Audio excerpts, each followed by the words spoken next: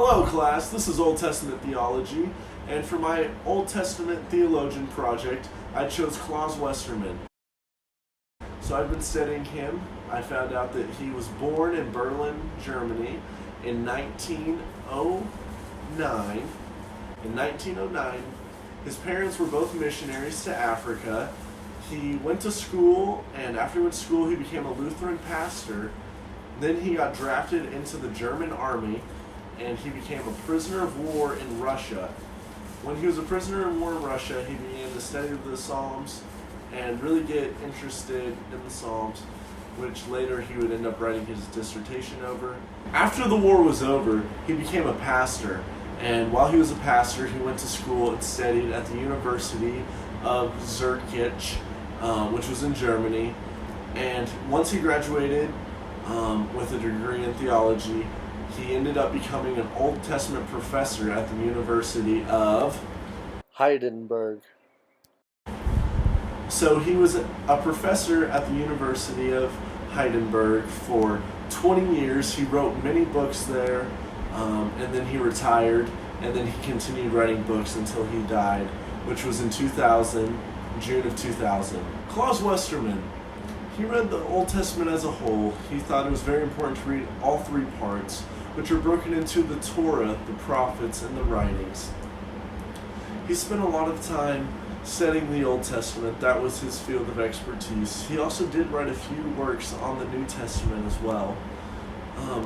Claus Westermann viewed and read the Bible as a story between God and God's people, and the relationship that they had and the history between them.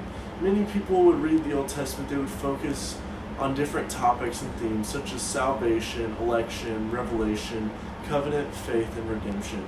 But Claus Westermann, he thought that the Old Testament should be thought of a story between God and God's people.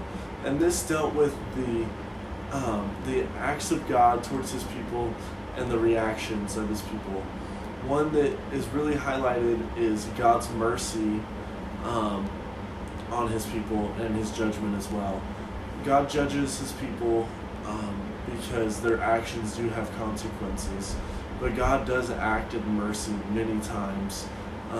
Even when he does judge, he normally makes the sentences less harsh than originally stated. He has compassion for them. It is interesting because it seems like God has very human characteristics by the way that he has compassion, almost as if he feels bad for the Israelites because of his relationship and his love with them. And to go along with that, God's relationship with his people, he acts in these ways of mercy, and that calls for a human response. Oftentimes that response would be a sacrifice, building an altar, or even just following the commandments and the laws that God had placed before them. This was a way that we as humans can kind of follow God's actions with a response, as a response to God showing his mercy to us each and every day.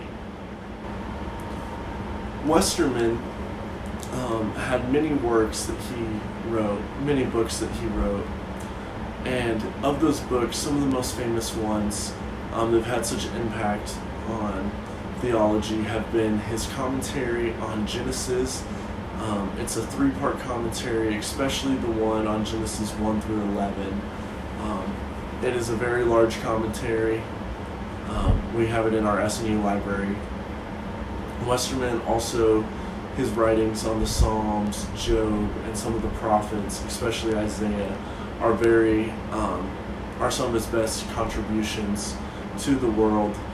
He also contributed a new way of thinking about theology and thinking about the Old Testament, and thinking about how it is a story of the history of God and God's people. Claus Westermann also was a big impact on Walter Brueggemann, which is Dr. Michelson's favorite theologian, who we have heard him express that very many times in class, that he absolutely loves that man. So he shaped him.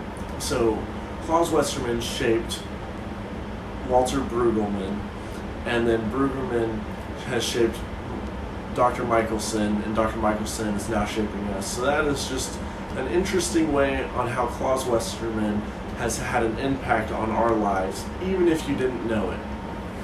Thank you for watching. I hope you learned a little bit about Claus Westermann, and that is all that I have for you. You are now dismissed from class. Actually, I'm just kidding. I think you have like 5 more presentations. Good luck.